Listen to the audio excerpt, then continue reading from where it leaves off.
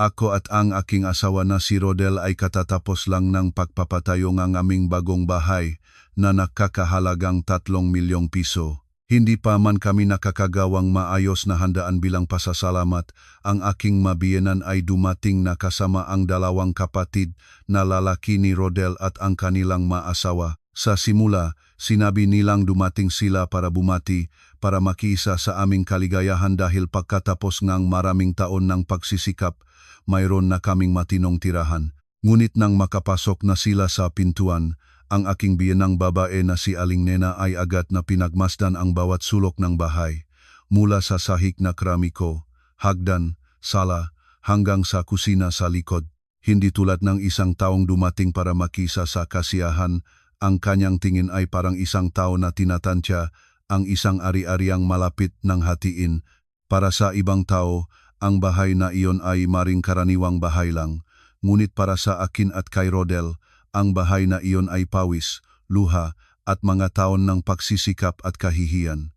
Hindi ito isang maluho at mamahaling mansyon, isang komportableng 3 palapag na bahay lang ito.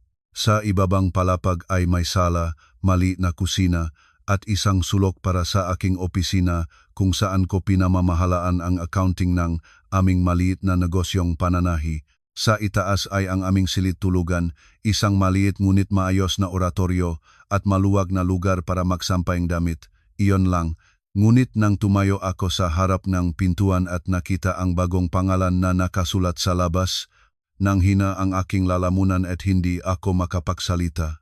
Si Rodel ay matagal na nakatayo sa beranda.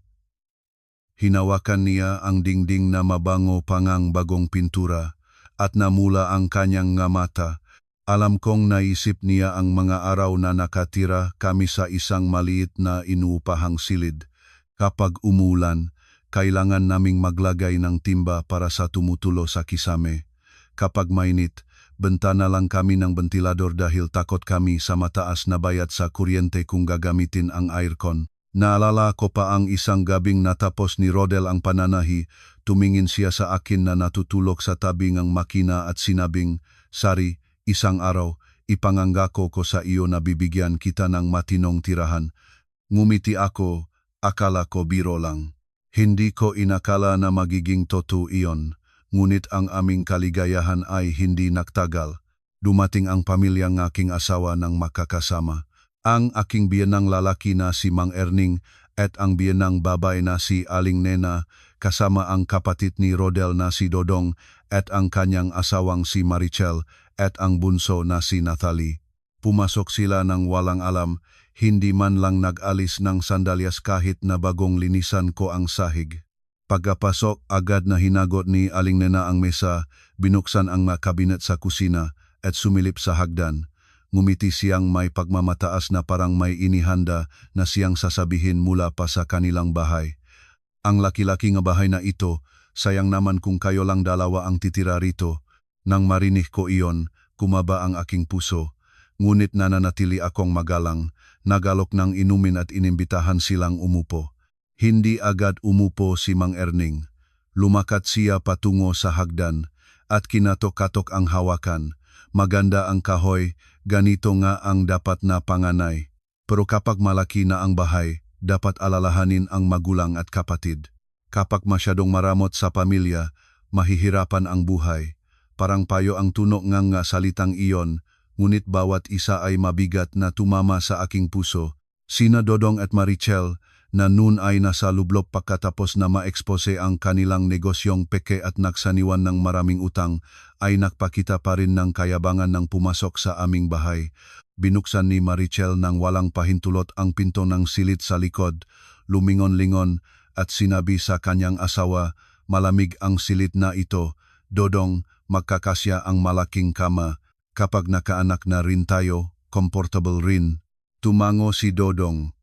Mas madali sa ibaba. Hindi na kailangang umakyat bumabangang hagdan.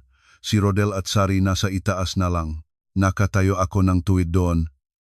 Ngunit nag-usap sila na parang wala ako, hindi pa sapat. Naglibot si Nathalie sa sala at itinuro ang bakanteng espasyo malapit sa bintana. "Dito maganda. Maglalagay ako ng mesa para sa aking nail art business dito." para kapag may pumunta na customer, mukhang mas magarbo, hindi magiging masamang loob si Ate Sari, di ba? Maluwag naman ang bahay. Tumingin ako sa kanya nang hina ang aking lalamunan. Ang bahay na hindi pa man namin naselebrahan ng mayos, hindi pa man namin naimbitahan ang aking sariling nga magulang, ay pinahatian-hatian na ng pamilya ng asawa, para bang iyon ay isang kasamang ari-arian ng buong angkan. Nang makitang tahimik ako, akala ni Aling Nena na natatakot ako. Ibinaba niya ang kanyang tasa at naging mas matibay ang kanyang boses. Iniisip ko, ganito na lang para mas madali. Sa pinakatuktok na palapag may oratoryo, kaya pindot na lang si tatay at nanay ang lumipat doon para mas madaling magdasal, kayo naman sa kabilang silid. Ang likod na silid sa ibaba para kay Dodong at Marichel, pansamantala lang, kidiunchi kawawa sila ngayon. Tapos ang sala sa harap para kay Natalie para makapagbenta online, makapagsalon din kung gusto, mag-alay-alay ang pamilya sa isa't isa. Namangha ako. Ang dalawang salitang pansamantala lang ay parang pamilyar na tunog sa aking tenga. Ang mataong tulad nila kapag nakalagay na ang maleta sa bahay ng iba, ang isang buwan ay magiging isang taon at ang isang taon ay magiging habang buhay. Lumingon ako kay Rodel. Tahimik siya mula kanina. Nasa bulsa ang kanyang dalawang kamay. Mas malami kaysa dati ang kanyang titig. Inakala ni Aling Nena na sumasang-ayon ang kanyang anak, kaya lalo siyang naging malakas ang loop. Lumingon siya kay Rodel. Rodel, panganay ka. Maagang o matagal. Ang bahay na ito ang magiging tambayan ng pamilya. Ang hatian ko ay pinakapantay-pantay. Subukan mong sabihin sa iyong asawa. Naging napakatensyon ng sala. Nakita ko si Marichel na nakangisi. Tinitingnan na ni Dodong ang paligid-ligid na parang pinipili kung saan niya ilalagay ang kanyang ref. Si Natalie ay kumuha pa ang ilang litrato habang bumubulong. Photogenic ang sulok na ito. Galit at nalulungkot na ako ng sabay. Ngunit bago pa man ako nakasalita, biglang tumawa si Rodel. Hindi malakas ang kanyang tawa, ngunit napakalamig nito kaya tumahimik ang lahat sa kwarto. Tumingin siya sa kanyang ina at isa-isa sa mga miyembro ng pamilya. Dahan-dahang sinabi niya, kung ang bahay na ito ay itinuturing na bahay ng buong pamilya, nangangahulugang ang bahay na ibinenta ng tatay at nanay para iligtas si Dodong ay dapat ding ituring na utang ng buong pamilya. Sino ang gustong tumira rito?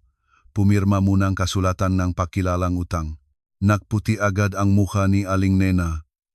Si Mang Erning na nakatayo, malapit sa hagdan ay namangha. Si Dodong na dating mapakmataas ay nanginig ang labi at hindi makapagsalita. Noon ko naunawaan na ang aking asawa ay tahimik hindi dahil mahina siya. Naghihintay lang siya ng tamang sandali para hubarin ang kanilang kasakiman sa pamamagitan ng isang pangungusap. Nang makita ang maputlang mukha ni Aling Nena, naalala ko ang lumang kasabihan, maring malimutan ng tao kapag siya ay naging madali ang buhay, ngunit hindi niya malilimutan kung sino ang humamak sa kanya noong nahihirapan siya. Ang tatlong palapag na bahay na ito ay hindi dumating ng ganon lang. Itinayo ito mula sa mga araw na nakatira kami sa isang inupahang silit na 15 metro kuwadrado. Sa tag-araw, parang nasa loop ng pugon. Sa tag-ulan, tumatulo ang tubig sa puwang ng pintuan at nagtitipon sa malamig na semento ng sahig. Tuwing malakas ang ulan, kailangan naming gumising para magtimba sa tumutulo sa kisame. Tahimik na pupunasan ni Rodel ang sahig para makatulog na ako.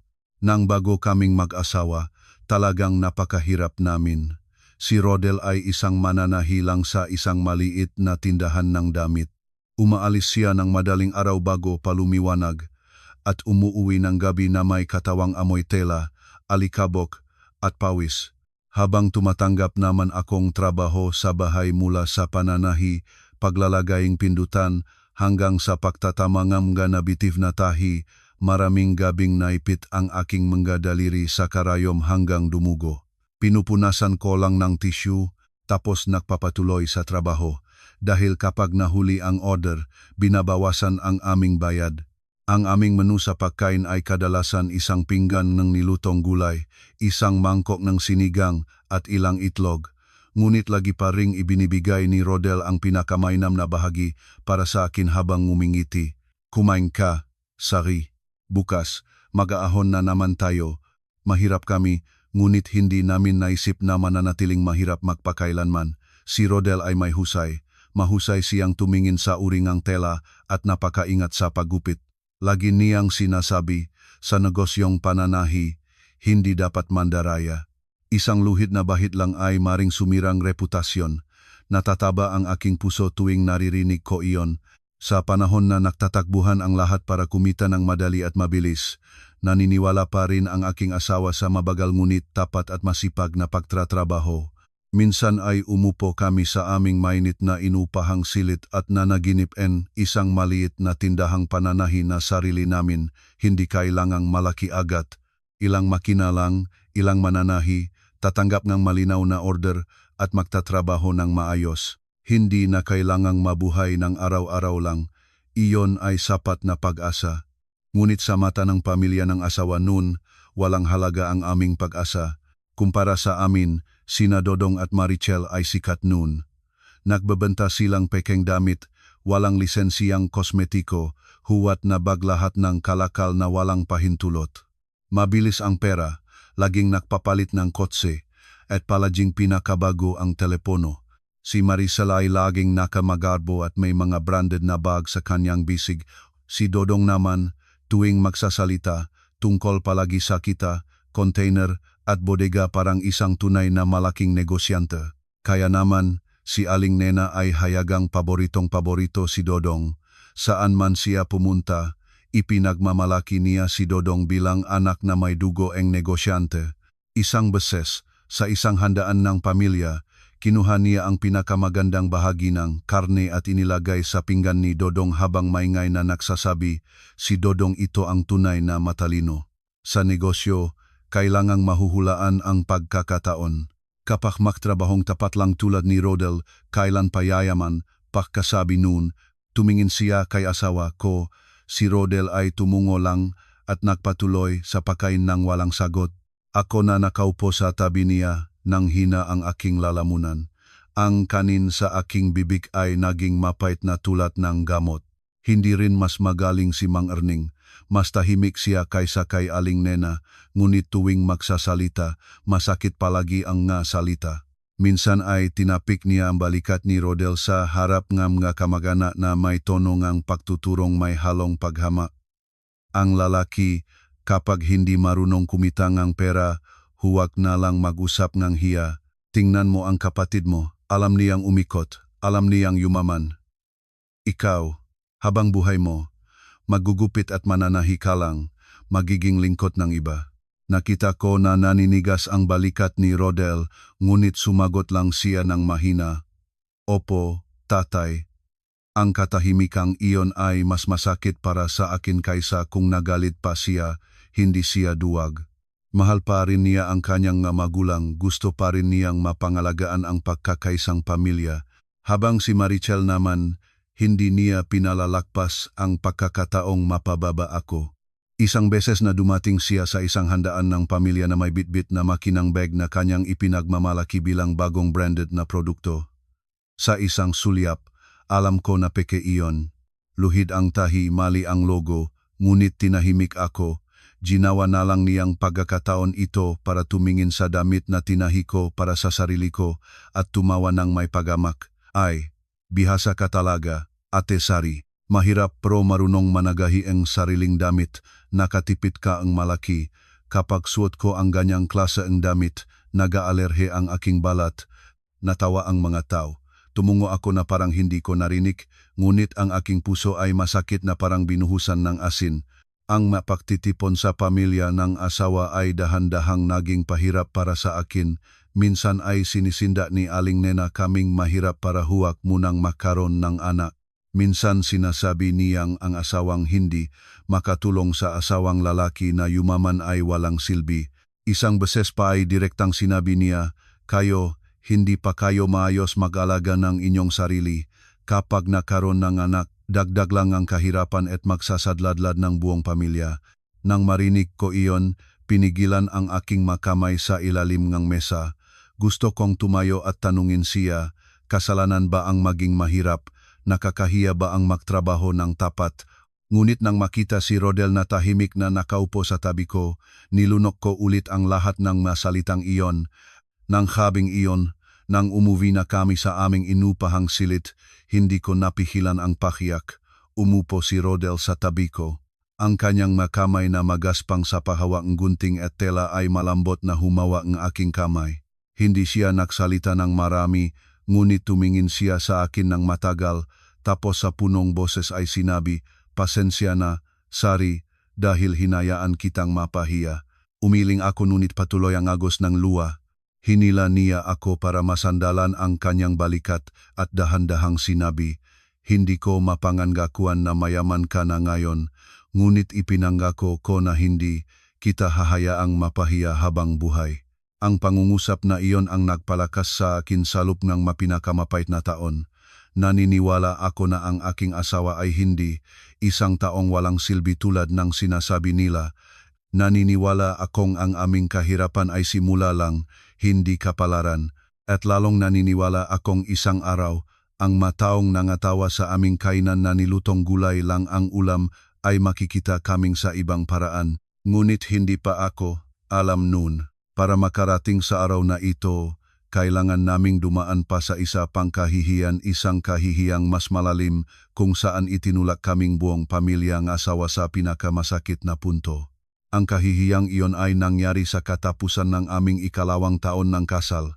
Noon, napakatagal nang nagtatrabaho si Rodel sa tindahang pananahikaya, naunawaan na niya ang bawat hakbang mula sa paggupit ng pattern, pagpili ng tela, pagbilang ng basura, pamamahala ng nga mananahi, hanggang sa pagpapadala. Hindi siya uring ang mangarap-tangarap. Bago pa man siya nagsalita tungkol sa pagbubukas ng sariling tindahan, tahimik siyang gumawa ng ngatala sa loob ng maraming buwan. Mula sa presyo ng upa ng lugar, presyo ng ginamit na makina ng industriya, deposito para sa tela, bayad sa kuryente, sahod ng mga mananahi, hanggang sa pondo para sa emergency. Isang gabi, ibinukas niya ang kanyang notebook sa harap ko. Puno ngang numero ang pahina. Itinuro ni Rodel ang bawat linya at sinabi, "Sari, hindi ako basta-basta gumawang komplikadong fashion. Magsisimula tayo sa unipormeng manggagawa, damit pang proteksyon, apron, jacket ng pabrika. Lagi silang kailangan ng maliliit na tindahan sa paligid, ngunit hindi sila makapag-order sa malalaking tindahan dahil kaunti lang ang kanilang order. Kung gagawa tayo ng maayos at sa tamang oras, aman na ni may pagkakataon tayo." Tinitigan ko ang kanyang mata noon. Sa pagitan ng pag-aalala at pagagaan ng puso, hindi ito tingin ng isang taong nagmamadali. Ito ay tingin ng isang taong nakahanap ng isang daan para baguhin ang kanilang kapalaran. Ngunit ang daan na iyon ay nangangailangan ng pera. Pagkatapos naming tipunin ang lahat ng ipon, naibenta ang aking maliit na hikaw sa kasal at ang matagal na ipon ni Rodel, kulang pa rin kami ng halos 100,000 piso. Ang 100,000 noon ay maring hindi malaki para sa iba, ngunit para sa amin, parang bundok iyon. Minsan ay nagmungkahi akong ipagpaliban pang isang taon. Si Rodel ay nanahimik ng matagal bago sinabi, "Sari, hindi naghihintay ang pagkakataon. Ang mapabrika sa paligid ay naghahanap ng bagong supplier. Kapag hayaan nating makauna ang iba, babalik tayo sa pagiging empleyado." Sa huli, nagpasya si Rodel na umuwi at humiram ng pera mula sa kanyang mamagulang at kay Dodong at Marichel. Alam ko na ayaw niyang gawin iyon. Ang lalaking iyon ay maaaring maggising mong gabi para magtrabaho, maaaring magtiis mugutom para makatipid. Ngunit ang hilingan siyang manghiram mula sa mga taong humamak sa kanya ay mas masakit kaysa sapak. Ngunit para sa aming pangarap, naswatan pa rin niya ang kanyang lumang polo na maayos na naplansahan, nagdala ng kanyang notebook ng plano na negosyo, at pumunta kasama ko sa bahay ng kanyang mamagulang sa isang hapon na ambon. Noon, masigla ang salang bahayang biyenan. Umiinom ngang kape si Mang Erning, nakatingin sa telepono si Aling Nena, habang sina Dodong at Marichel ay kakaabot lang mula sa pamimili na may maraming paper bag. Tumayo si Rodel sa gitnang kwarto. Bahagyang paos ang boses ngunit tahimik pa rin at isa-isang ipinaliwanag ang detalye. Sinabi niya, hindi kami hinihingi ngang libre. Humiram lang kami ngang 100,000 at gagawa kami ngang malinaw na kasulatan ng utang, magbabayad ng interes ayon sa bangko at babayaran sa loop ng 2 taon. Ibinigay pa niya ang kanyang notebook ng plano sa kanyang ama. Tatay, matagal ko na itong pinag-isipang mabuti. Kapag tinulungan kayo kamin ngayon, pangako ni Rodel na hindi kayo maluluj. Hindi pa man nababasa ni Aling Nena ang kahit isang linya, ngunit naktawa na siya, manipis ngunit mataranas ang kanyang tawa tulad ng kutsilyo na humihiwa ng hiya. Ibinaba niya ang kanyang telepono, tinitigan si Rodel mula ulo hanggang paa, at sinabi, kayo ay magbubukas ng tindahang pananahi. Manahiin pa lang ng damit ay hindi pa mayaman, gusto pa namang maging boss. Ang negosyo ay hindi ganung kasimplang pagbibilang sa papel. Namula ang mukha ni Rodel, ngunit pinahinga pa rin niya ang sarili. Nanay, pakitingnan muna ang plano, hindi basta-basta ginawa ni Rodel ito. Si Dodong na tahimik na nakaupo sa sofa habang iniikit-ikit ang susing kanyang bagong kotse ay tuminawa ng may pahamak. Hindi niya man lang hinawakan ang notebook, tinitigan lang si Rodel ng may mapanuring tingin. Kuya Rodel, taos puso naman, ang utak na negosyo ninyo ni ate ay mahina. Ang tao sa negosyo ay kailangang mabilis, kailangang malakas ang loob, kailangang malaman ang paraan. Ikaw, takot kang makamali, takot na mawalan reputasyon. Ang ganyan ay magaling na maging empleyado. Kapag naging boss, tiyak na mabubugbog ang negosyo. Ang pagpapahiram ngang pera ay katulad na lamang ng pagtapon sa dagat. Agad na sumabay si Marichel. Matamis ang boses ngunit may lason. Ang aming pera ay tunay na pera. Hindi para sa kuya at ate na subukan ang pagiging negosyante. Umupo ako doon, mainit ang aking matainga. Gusto ko nang tumayo at hilahin si asawa ko para umalis, ngunit nagsisikap pa rin si Rodel na maging matiyaga. Lumingon siya kay Mang Erning, nagpakababa ng boses. Tatay, isang beses lang hilingin ni Rodel na magtiwala kayo. Matagal na si Rodel sa larangang ito. Alam ni Rodel ang kanyang ginagawa. Kung wala kayong cash na magagamit, hindi pinipilit ni Rodel. Ngunit umaasa si Rodel na huwag ninyong ituring itong birong basta-basta. Ibinaba ni Mang Erning ang kanyang tasa, tumingin sa anak ng malamig. Pagkatapos ng ilang sandali, sinabi niya, kapag gusto mong manghiram, pumirma ngang kasulatan ng pagtalikot sa mana. Ang bahay na ito ay hahatiin din. Kapag kukuha kang pera ngayon, ibig sabihin ay hindi ka na dapat humingi ng parte. Kapag ayaw mo, huwag kang umasa. Ang mga salitang iyon ay nakpaputla sa mukha ni Rodel. Nakita ko ang kanyang mga kamay na nakalagay sa kanyang tuhod ay matindi ang panginih. Iyon ang unang beses na nakita ko ang aking asawa na pinisil ng kanyang sariling ama hanggang hindi makapagsalita, 100,000 para simulan ang marangal na negosyo. Ngunit pinag-usapan ito ni Mang Erning na parang limos at hinihingi pa itong ipalit sa karapatang samana na hindi naman kailanman inangkin ni Rodel. Nagtatanggol pa rin si Rodel. Tatay, hindi si Rodel ay naparito para makipagating ari-arian. Nais lang siyang manghiram na may malinaw na kasulatan. Ngunit hindi siya pinayagang tapusin ni Aling Nena. Ipinagpag niya ang kanyang kamay at lalong naging maanghang ang kanyang boses. Tama na, huwag nang magpaligoy-ligoy. Sinasabi ngang nanay ng tuwid.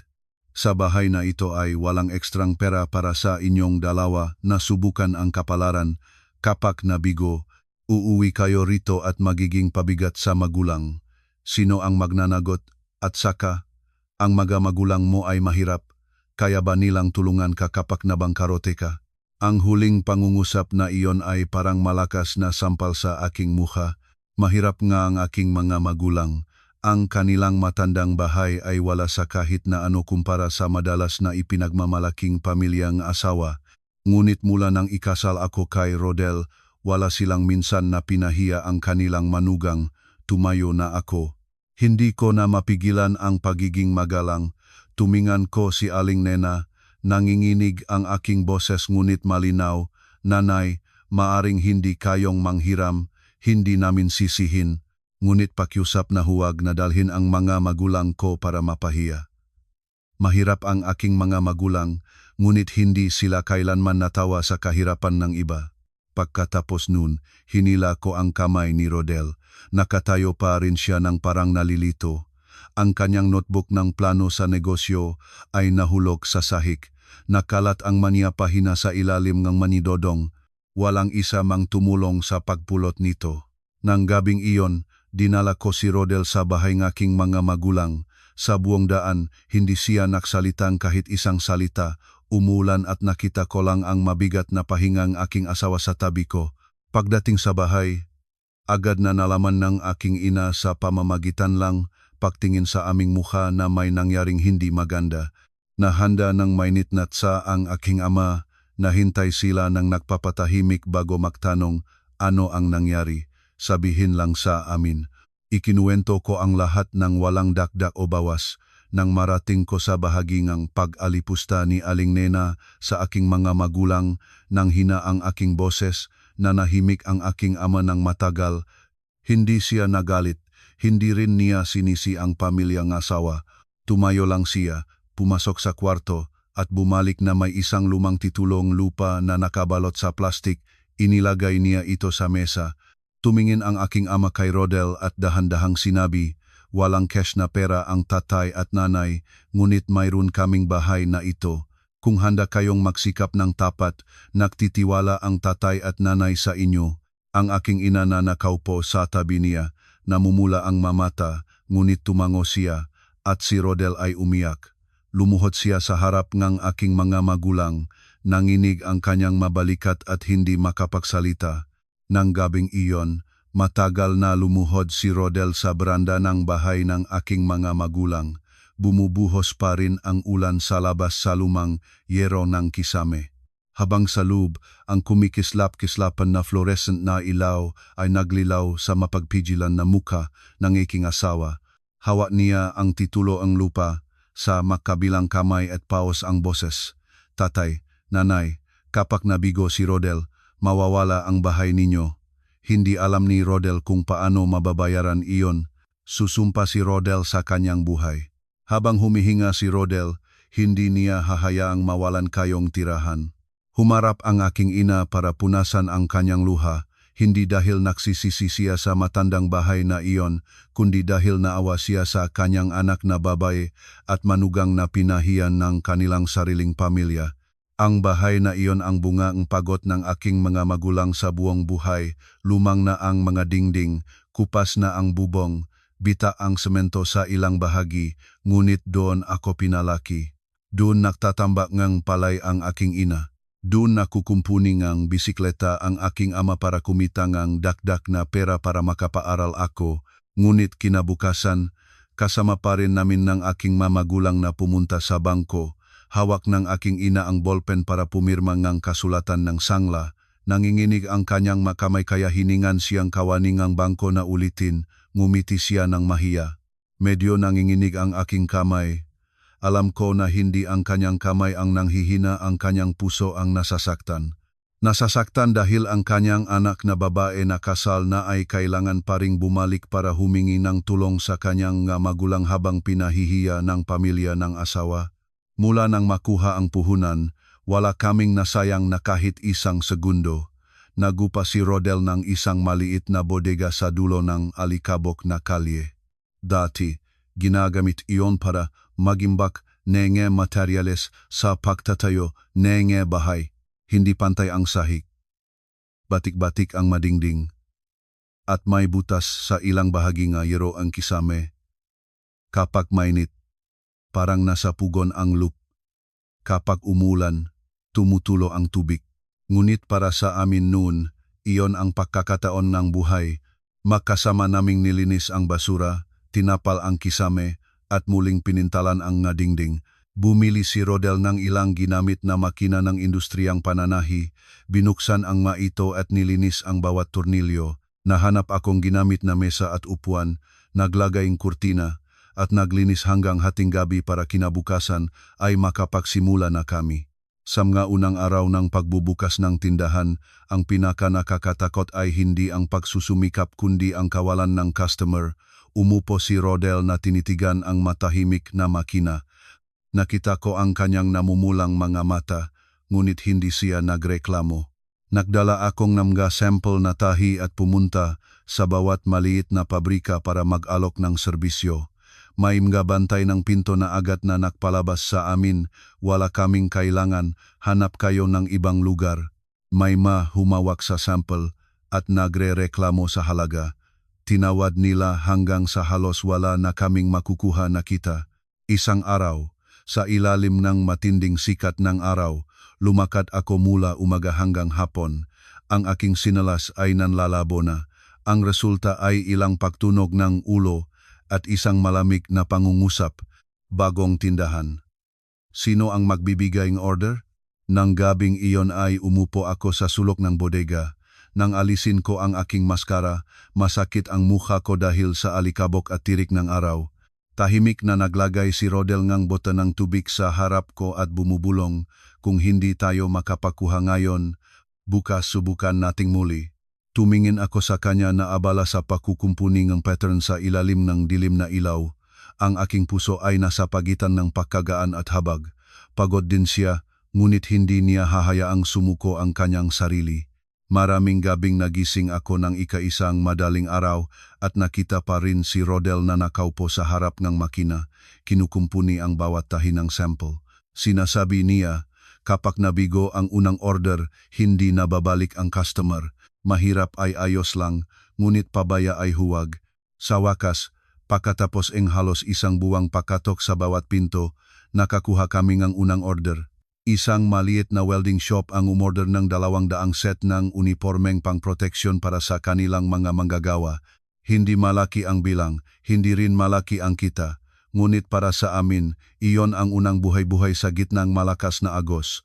Nagiyak ako sa kasiyahan habang si Rodel naman ay agad na binibilang ang tela, sinulid at oras ng pagpapadala. Ngunit bagong tindahan. Kaunting manggagawa. Matandang makina, kulang-kulang ang lahat. Kailangan ko ring pumunta sa palengke para magluto para sa ilang mananahi, tapos umupo na rin sa harap ng makina para tumulong. Sa gabi, sinusuri ko ang bawat pindutan at zipper. Halos bumagsak kami sa order na iyon. 3 araw bago ang pagpapadala, bigla na lang na nasunog ang dinamo ang pangunahing makina ang pananahi. Kumalat ang amoy ng pagkasunog sa bodega, umusok ang puting asap. Natihilan ako. Sa aking isipan, isang bagay lang ang nasa pag-isip. Kung mahuli ang order na ito, masisira ang aming reputasyon mula pa sa simula. Hindi man lang nakakain si Rodel. Tumakbo siya sa ulan para humanap ng pahiraman ng makina, habang umupo ako sa gitnang tumpak ng tela na naputol na, at sa unang pagkakataon, umiyak na parang bata. Naalala ko ang titulong lupang aking mga magulang, naalala ang matandang bahay na nasangla na, naalala ang mapanuring titik ni Aling Nena, Nina Dodong at Marichel. Natakot ako. Natakot na may sasadla ko ang aking pamilya sa mas malalim na kahirapan. Nang mismong sandaling iyon, dumating ang aking ama na nakasakay ng kanyang lumang bisikleta. Nakasabit sa bisikleta ang ilang baon kanin, nilagang itlog, isda na may sarsa at isang boteng ang saa. Basang-basa ang aking ama dahil sa ulan. Puno ngang putik ang kanyang sinalas. Ngunit hindi niya tinanong kung bakit ako umiyak. Tumingin lang siya sa paligid ng bodega, inilagay ang bawon sa mesa at dahan-dahang ngunit matibay na sinabi, habang humihinga ka, habang kaya pang lumaban, huwag hayaang sabihin ng iba na mali ang tatay at nanay ng magtiwala. Isang pangungusap lang iyon ngunit tila inangat nito ako mula sa kailaliman ng kawalan ng pag-asa. Pagdating ni Rodel na may dalang hiniraming makina, narinig niya ang sinabi nga, aking ama, tumungo siya ng malalim at tahimik na pinunasan ang kanyang mukha bago bumalik sa trabaho. 3 araw na matapos, ang unang order namin ay naihatid sa tamang oras. Sinuri ngang may-aring welding shop ang bawat set. Matibay ang tahi, tugma ang tela sa sinabi. Sa susunod, mag-order ulit ako. Nang marinig ko iyon, nang hina ang aking mabaa. Si Rodel na nakatayo sa tabi ko ay nakumot ng kamay ng napakahigpit kaya pumuti ang mga buko-buko ng kanyang mga daliri. Nang gabing iyon, kami lang dalawa sa bodega. Umupo kami sa semento at kumain ng malamig na kanin at mas masarap pa iyon kaysa sa kahit anong handaan. Mula sa isang maliit na order, dahan-dahan na nakakuha ng mas maraming customer ang aming tindahan. Isang tao ay nagrekomenda sa isa pa mula sa welding shop patungo sa kahoy na negosyante, pagkatapos sa cleaning company, security team, hanggang sa catering ng industriya. Mahigpit na sinunot ni Rodel ang kanyang prinsipyo mula pa sa simula. Huwag dayain ang materyales, huwag bawasan ang kalidad ng tahi, huwag mangakong petsa ng pagpapadala na imposible kahit maliit ang kita. Tinatanggap pa rin niya para mapangalagaan ang reputasyon. May mga customer na masyadong tumawad, tinanggihan niya ng maayos, kaya kong bawasan ang kita, ngunit hindi ko babawasan ang kalidad. Ang tigas ng ulo na iyon ay nagpahirap sa amin sa simula. Ngunit sa paglaon, iyon ang nagpanatiling tapat ang mga customer. 3 taon na lumipas, nabayaran na namin ang utang sa bangko bago pa man dumating ang takdang petsa. Nang araw na natanggap ko ulit ang titulo ng lupa ng aking mga magulang, niyakap ko ang aking ina at umiyak na parang bata. Inilagay ni Rodel ang titulo sa mesa, naksunong ang isang kandila para sa aming maninuno at bumubulong. Nabayaran na ni Rodel, hindi na kailangang mag-alala ang tatay at nanay. Pagkatapos nun, lumago ang aming tindahan hanggang mayroon na kaming 12 ng manggagawa. Pinalitan na ang mamakina ng bago at mas matatag na ang mga order. Hindi kami yumaman ng sabak tulad ng ipinagmamalaki ni Dodong noon. Ngunit ang bawat pisong kinita namin ay malinis at matibay. Mula noon ay sinimulan na naming manggarap ng aming sariling bahay na hindi na tila imposible. Mula nang maging matatag ang tindahan, unti-unting nagbago ang aming buhay. Hindi mayaman sa isang gabi, hindi rin agad nagpakita ng magarbo. Umaalis pa rin kami ng maaga at umuwi ng gabi. Binibilang pa rin ang bawat metro ng tela, bawat sahod ng mananahi, bawat petsa ng pagpapadala. Ang pagkakaiba lang ay hindi na kami kailangan pang maghating ang isang itlog. Hindi na nagulat ang bayad sa kuryente, bawat katapusan ng buwan. At ang aking mamagulang ay hindi na tinitignan ang titulong lupa ng may kabalisahan. Ngunit ang aming pag-unlad ay hindi nagpasaya sa pamilya ng asawa. Narinig ni Aling Nena na nakakuha ang aming tindahan ng bagong order. Bumalon lang siyang bibig, suwerte lang yan. Nagtatrabaho ng pagod sa harap ng makina ng pananahi. Ang baga puno ng alikabok ng tela. Hanggang kailan kaya makatiis? Hindi rin kailanman pumuri si Mang Erning sa kanyang anak. Isang beses sa isang handaan ng pamilya, pumuri ang isang tiyuhin kay Rodel na naktagumpay sa pagtatayo ng sariling negosyong pananahi. Agad na pinigilan ito ni Mang Erning, trabahador lang siya tulad ng kalabaw. Kapag gusto pa niyang maging malaking negosyante, malayo pa. Dapat tulad ni Dodong, magaling umikot ng puhunan, mabilis ang prang papalabas at papasok. Iyon ang may utak. Itinuturing pa rin ni Aling Nena si Dodong bilang kanyang ipinagmamalaki. Madalas niyang ipinagmamalaki na mabilis ang kita ng negosyo ng kanyang bunso. Ang mga salitang iyon ay mukhang kahanga-hanga. Ngunit nakita ko na ang tumpak makalakal ni Dodong. Magulo ang malabel, hindi malinaw ang resibo, matapang at kakaibang amoy ng mga kosmetiko. Minsan ay maingat kong nagpaalala kay Marichel na ang anumang negosyo ay dapat may malinaw na mga papeles. Huwag dahil sa gusto ng mabilis na kayamanan ay isasadlak ang sarili. Natawa lang si Maricel nang may pagamak. Mabagal ang negosyo ni ate, kaya ganon ang iniisip ng lahat. Sa ngayon, kapag hindi matapang, mahirap magpakailanman. Pagkatapos ang ilang ganon, napagpasyahan naming mag-ingat sa distansya. Kapag may handaan sa pamilyang asawa, pumunta pa rin kami, nagdadala pa rin ng regalo, at bumabati pa rin sa mga kamag-anak para sa pagiging magalang. Ngunit sa loob ng puso, hindi na ako umaasa sa kanilang pagmamahal. Hindi rin si Rodel ang nagsisikap pang patunayan sa kanyang nga magulang na hindi siya walang silbi. Sinabi lang niya sa akin, mabuting mabuhay lang tayo ng tama, Sari. Ang nakakaunawa ay salamat, ang hindi nakakaunawa ay sige na. Nang marinig ko iyon, naawa ako sa kanya ng sabay. May sugat na hindi dumudugo ngunit patuloy na nagmamarka sa pusong isang tao sa loob ng maraming taon. At pagkatapos ay mabilis na dumating ang kalamidad. Isang hapon habang sinusuri ko ang librong stock ng tela sa tindahan, patuloy na nakvi-vibrate ang aking telepono dahil sa mga notification. Nakakagulo ang magrupo ng pamilya ng asawa ang bodega ni Dodong at Marichel ay ni-raid.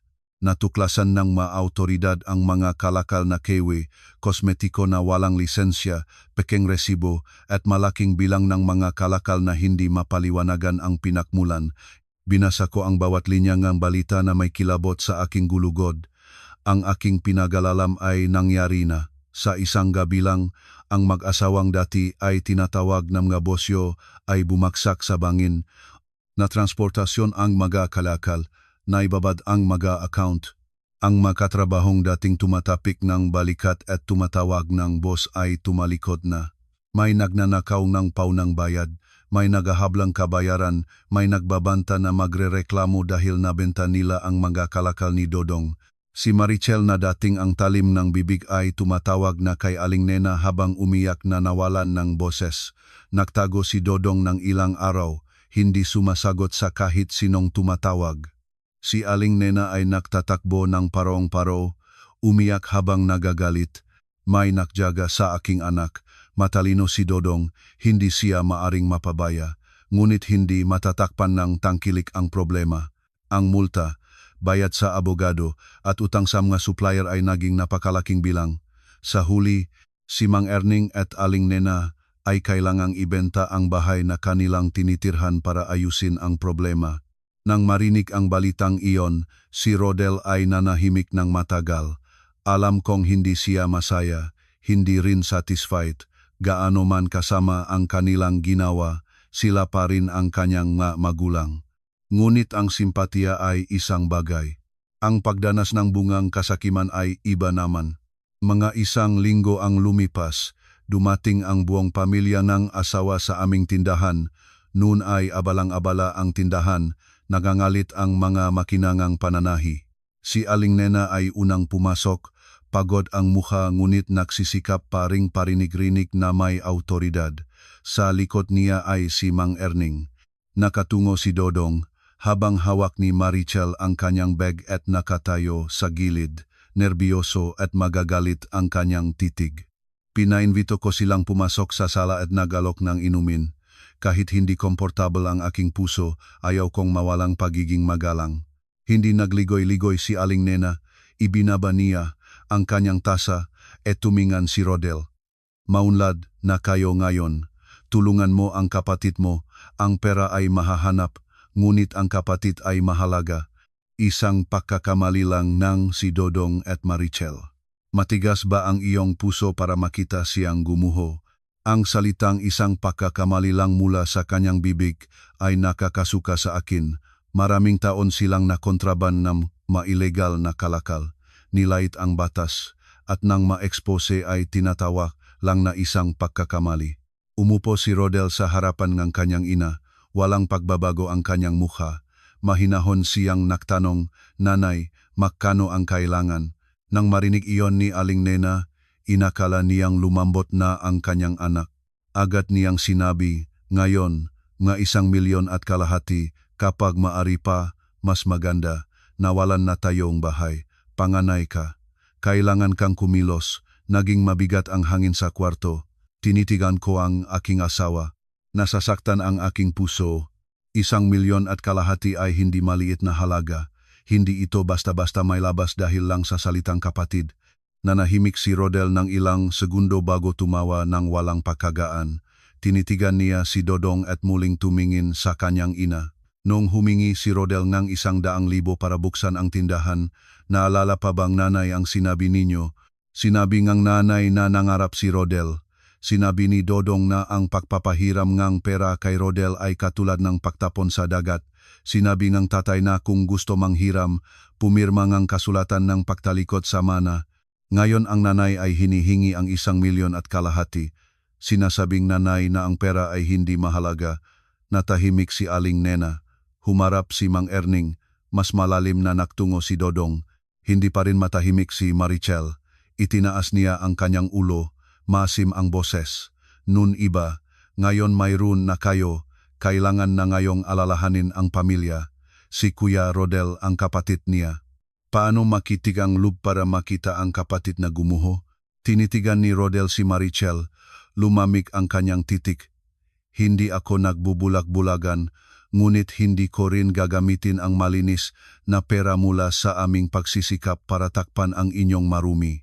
Ang pangungusap na iyon ay nakpaputla sa mukha ni Marichel. Binuksan ni Dodong ang bibig na parang magtutugon, ngunit sa huli ay tumahimik. Pagkatapos ngilang sandali, malinaw na sinabi ni Rodel, hindi siya magpapahiram ng cash.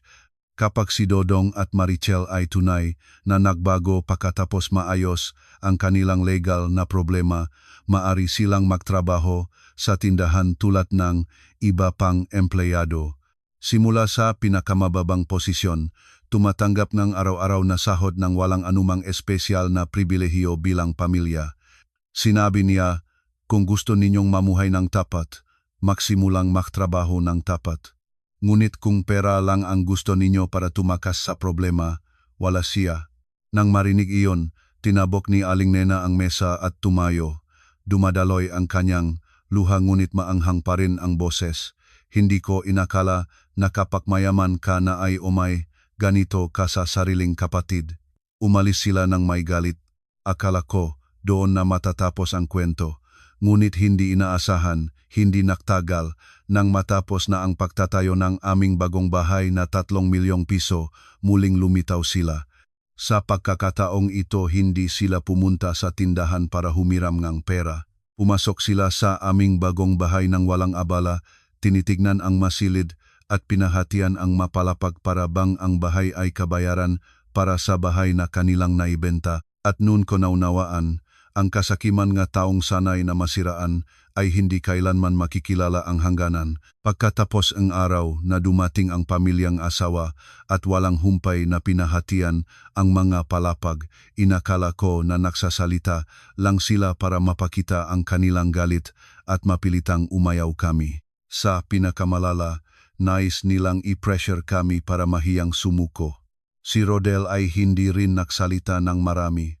Tahimik na lang niyang pinalitan ang password ng pintuan, sinuri ang CCTV sa paligid ng bahay, at nagbilin sa akin, simula ngayon, kapag may dumating, huwag magbukas ng pinto ng mag-isa.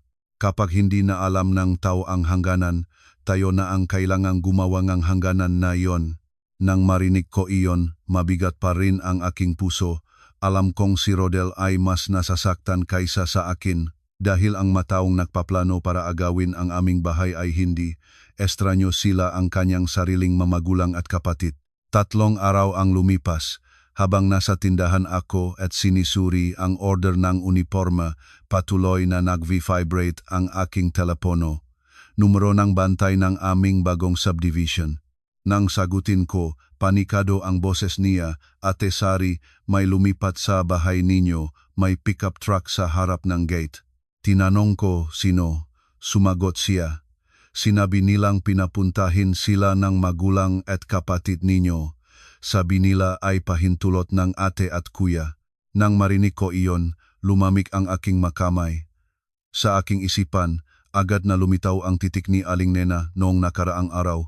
Hindi ito titingang isang taong humihingi, ito ay titingang isang taong naniniwala ng nagmamay-ari na. Agad kong binuksan ang application ng CCTV sa aking telepono. Nang lumabas ang larawan, natigilan ako sa gitna ng tindahan. Sa harap ng gate ng aming bahay ay isang pickup truck. Nakatayo si Aling Nena sa ibaba nito, isang kamay sa baywang, at ang kabilang kamay ay naktaturo sa mga kargador, kasur, maleta, kawali, gastof, maging isang lumang kahoy na aparador ay ibinababa. Nakatayo si Mang Erning sa tabi niya ng seryoso, parang may-ari ng bahay na nag-obserba. Nakdadala si Dodong ng 2 malaking maleta, habang si Marichel ay nakayakap sa tumpak ng kumot. Si Natalie pa ay nagre-record ng live sa kanyang telepono. Malinaw na naririnig ang boses ni Aling Nena sa pamamagitan ng kamera. Ang aparador na ito ay dalhin sa pangatlong palapag para sa akin. Ang silit na malaki ang bintana ay para kay Dodong at Marichel. Maganda ang anggan. Ang magagamit ni Natalie ay dito muna sa sala. Ayusin natin mamaya. Nang marinig ko iyon, humikpit ang aking dibdib. Wala silang pahintulot. Wala silang nakpabatid. Dumating sila na parang isang grupo ngang makakasama na papalit salo at agad gumawa ngang sarili. Nag-record pa si Natalie ng live sa kanyang telepono habang nakatayo sa harap ng gate at mataas na itinataas ang telepono ng may ginagawang pagiging imbi. Hello lahat, ngayon ang unang araw ng aking paglipat sa filang aking kuya, napakalaking bahay, 3 palapag. Congratulations sa pamilya natin. Galit na galit ako kaya halos nahulog ang aking telepono. Ang bahay ay hindi villa at hindi rin bahay nito ngunit sa bibig ni Natalie, ang bahay ay naging pagpapakita sa social media. Binabalewala ang katotohanang hindi pa pumayag ang may-ari. Agad akong tumawag kay Rodel. Nasa pakikipagtulungan siya sa kliyente malapit sa tindahan, kaya 10 minuto lang ay nakabalik na siya para sunduin ako. Sa buong daan pabalik, galit na galit ako hanggang sa manginig, habang siya ay tahimik sa nakakatakot na paraan. Tinanong ko, Rodel, ano na? Tumingin lang si Rodel ng tuwid sa harap, mabigat ang boses. Ngayon kailangan nilang matanggap, habang tayo ay malambot, habang inaakala nilang natatakot tayo. Nang huminto ang aming sasakyan sa harap ng gate, marami nang nakatingin na mga kapitbahay. Bahagyang nakabukas ang gate ng aming bahay. Pumasok ako nang nangingining ang puso. Ang fingerprint lock ng pangunahing pintuan ay nabungkal na. Sa tabi nito ay may isang locksmith na abala sa kanyang mga kagamitan. Nang makita naming dumating, bahagyang nagulat si Dodong ngunit agad na naging kalmado. Kuya, ate, nandito na kayo. Tumawag ako ng locksmith para hindi tayo nakatayo sa labas. Ang bahay natin ito, bakit magtatenis? Tinitigan ko ng tuwid ang kanyang mukha, parang nakasalang lahat ng salita sa aking lalamunan. Bahay natin, sa loob lang ng 3 araw. Mula sa mga bisitang tumitingin sa bahay, nagpaparamdam na silang may karapatang tumawag ng locksmith para ibungkal ang pintuan. Pumasok ako at nakita si Marichel na nakahay ng mantel sa mesa, binuksan ang ref at kumuha ng isang botang juice at ibinuhos sa baso na parang nasa sarili niyang bahay. Ngumiti pa siya nang may malisya sa akin. Ate Sari, pasok ka sa tamang oras. Tanong ko pa lang sana kung alin ang silit na pinakamalamig ang aircon para makatulog ng mahimbing si tatay at nanay ngayong gabi. Hindi ko na kayang tiisin. Nang halos sabihin ko na nailagay ni Rodel ang kanyang kamay sa aking balikat.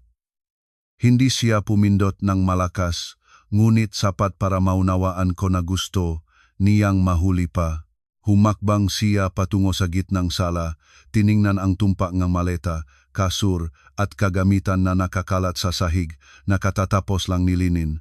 At tumawa siya, hindi malakas ang tawa, ngunit napakalamig nito kaya kahit si Marichel na hawak ang baso ay tumahimik. Hinila ni Rodel ang isang upuan at umupo ng panatak. Sinabi niya, sige, gusto ninyong tumira rito, pwede. Ngunit tipunin muna ang lahat ng inyong ID, family certificate at personal na mga dokumento. Pumirma muna. Bumaling si Aling Nena na dati ay nagtuturo sa mga kargador sa hagdan. Pumirmang ano ang sinasabi mo? Sumiksik si Rodel sa upuan, kalmado ang kanyang titig at nakakatakot. Pumirmang kasulatan ng pahayag na nakatira kasama sa bahay na kasalukuyang nagsisilbing collateral sa bangko na nakakahalaga ng 4,200,000 piso. Kahit sino na nakatira rito ay may legal na responsibilidad kapag sinamsam NG Bangko ang ari-ariang ito. Tumahimik ang lahat sa kwarto. Binuksan ni Aling Nena ang bibig ngunit walang tunok na lumabas, kumunot ang no ni Mang Erning. Collateral, hindi ba bagong natapos ang bahay na ito? Inilabas ni Rodel ang tumpangang photocopy na dokumento mula sa kanyang bag at mariing inilagay sa mesa. Inakalabang tatay at nanay na ang pera para itayo ang bahay na ito ay bumaksak sa langit. Ang bahay na ito ay ginagamit ko bilang gwarantiya para sa kontrata ng pagpapalawak ng tindahan. Kapag may problema ang tindahan, sasamsamin ng bangko ang bahay na ito. Ang mataong nakatira sa loob at ang kanilang magamit ay isasama rin sa proseso ng pagsasamsam ayon sa batas. Ipinapaalam ko ito ngayon para hindi sabihing niloko ko sila. Agad na umatras ng kalahating hakbang si Dodong, nawala ang kanyang kumpiyansa. Tiningnan ang tumpak ng papel sa mesa at nagtanong, "Kuya, seryoso o nagbabanta? 3 milyong bahay na may utang na 4,200,000. Tinitigan siya ni Rodel. Nung gusto mong pumasok, tinanong mo ba kung anong praang ginamit para sa bahay na ito? Agad na inilapak ni Marichel ang kanyang baso, namutla ang kanyang mukha, mabilis na pinagbaba ni Natalie ang kanyang livestream. Nagsumikap pa rin si Aling Nena na makatipid ng mukha. Pera, kayo ang nagbayad nito. Anong kinalaman nito sa tatay, nanay, at mga kapatid mo? Natawa nang may pangungutya si Rodel, tinutulak ang tumpak ng papel patungo sa kanyang ina. Kanina, sinabi ngang nanay na ang bahay na ito ay bahay ng buong pamilya. Kapag sama-sama ang karapatang manirahan, sama-sama rin ang responsibilidad. Pirmahan na ang nanay dito, na kusang loob na tinitirhan at magkasamang mananagot kapag may sangkala sa ari-arian. Magkaisa tayo, nanay. Ang pangungusap na magkaisa tayo ay parang isang sampal na inumit ng lahat ng payo na ginamit niya dating ay pressure kami. Kinuha ni Mang Erning ang isang pahina, bahagyang nanginig ang kanyang kamay. Hindi niya ito natapos basahin, ngunit nang makita ang pulang selyo ng bangko at ang pangungusap tungkol sa kolateral ng ari-arian, agad na nagbago ang kanyang mukha. Hinila ni Dodong si Marichel sa likod, mababa ang boses ngunit naririnig ko pa rin. Parang kailangang ipagpaliban muna natin ito. May problema ito, bumalahibo si Marichel sa kanya. Tumahimik ka, ngunit hindi rin siya makatapak ng mas malayo. Ang grupo na dating napakalakas ngang loob na pumunta para agawin ang bahay ay nakatayo ngayon sa gitna ngang sala ng walang maangkop kahit isang silid. Tumayo si Rodel at tinitigan silang isa-isa at malinaw na sinabi, "Ngayon, sino ang gusto ring tumira, pirmahan ng kasulatan? Kapag hindi, bawi nang magamit ninyo mula sa aming bahay bago pa man ko tumawag ng pulis para sa reklamo ng pagpasok ng walang pahintulot at pagwasak ng kandado." Walang sumagot sa labas. Ang makargador ay nakatingginan ng walang alam. Ang makapitbahay sa labas ng gate ay tahimik na nagmamasid. Namula at saka namutla ang mukha ni Aling Nena. Sa huli ay bumaling siya at sinigawan ang makargador, "Nakatayo ka pa riyan. Para saan? Balikutin ang magamit pabalik sa truck." Maiting pa rin ang kanyang boses, ngunit naririnig ko ang panik sa loob nito. Nakatayo ako sa likod ng aking asawa. Pinanood ang bawat maleta na muling hinila palabas. Ang aking puso ay nasa pagitan ng kasiyahan at hapis. Para sa mga taong laging nagsasalitang pagkakaisang dugo, nang banggitin ang tungkol sa utang, ang relasyong pampamilya ay naging manipis na tulad ng papel. Nais nilang makibahagi sa bahay, nang inakala nilang ito ay isang ari-arian, ngunit nang ang bahay ay may panganib na may kasamang responsibilidad, wala na silang gusto pang umangkin na magkaisa ang pamilya. At nun ko alam na ang tunay na bagyo ay hindi pa tapos, dahil ang manaalis na ang takip sa harap ng marami ay karaniwang hindi aalis ng tahimik. Tama ang aking hinala. Ang pamilya ang asawa ay hindi gustong umurong ng maayos. Pagkatapos nilang mabigo sa pananatili sa bahay, lumipat sila sa mas maruming paraan. Ginawa nilang magawalang utang na loob na anak kami sa mata ng iba. Nang hapon na iyon pagkatapos umalis ang truck, hindi agad umalis si Aling Nena. Umupo siya sa beranda sa labas, tinapik-tapik ang kanyang hita at nagsimulang umiyak ng malakas na parabang katatapos lang siyang itaboy. "Diyos ko, nakpalaki ngang anak na lalaki. Ngayon mayaman na, itinataboy niya ang sariling magulang. Nagtatayo siya ang 3 palapag na bahay, ngunit walang lugar para sa kanyang magulang na masisilungan. Rodel, nasaan na ang iyong konsensya, anak? Napakalakas ng kanyang sigaw, sadya para marinig ng mga kapitbahay. Nakatayo si Mang Erning sa tabi niya nang malungkot ang mukha ngunit hindi pinahinto ang asawa. Nakatungo si Dodong, nagpapanggap na nalulungkot. Habang si Maricel naman ay nakatayo ng bahagyang sa likod. Nakataas ang kanyang telepono sa dibdib, malinaw na nagre-record. Galit na galit ako nang makita sa kamera sa loob ng bahay. Hindi binanggit ni Aling Nena kahit kaunti na dumating sila ng walang pahintulot. Tinawag ang locksmith para ibungkal ang pintuan at pinahatian ang mga silid na parang ari-arian nila. Pinili lang niya ang bahagi kung saan siya nakaupo at umiyak sa harap ng gate at ginawa itong eksena ng isang inang matanda na itinataboy ng kanyang sariling anak. Pagkatapos ay na-upload ni Maricel ang video sa Facebook na may mapanuring caption, "Pala kapag may pera na, ito ang halaga ng kapatid." Nawalan ng bahay ang mga magulang. Gusto nilang dumulok sa bahay ng kanilang anak at itinataboy pala. Dalawang pangungusap lang iyon ngunit ang mataong hindi alam ang tunay na kwento ay agad na kumagapak sa kanila. Kumalat ang video ng mas mabilis kaysa sa aking inaasahan. Sa simula ay mga kamag-anak lang mula sa panig ng asawa ang nagkomento. Pagkatapos ay ang kanilang mga kaibigan at maging ang mga estranyo ay sumali na rin sa pagatol. Mayroon na nagsabing ang mga bata ngayon ay walang utang na loob. Mayroon nagsabing mayaman na ay nakalimot na.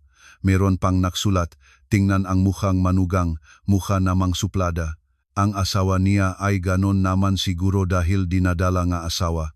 Nang mabasa ko yon, nanginig ang aking mga kamay. Hindi ko kailanman gustong makipagtalo sa social media, ngunit ang mapanglait ng ganon at hindi makapagpaliwanag sa lahat, nakakainhaw talaga. Hindi natapos doon. Kinabukasan sa tindahan, naramdaman ko ang kakaibang pagtingin ng ilang empleyado.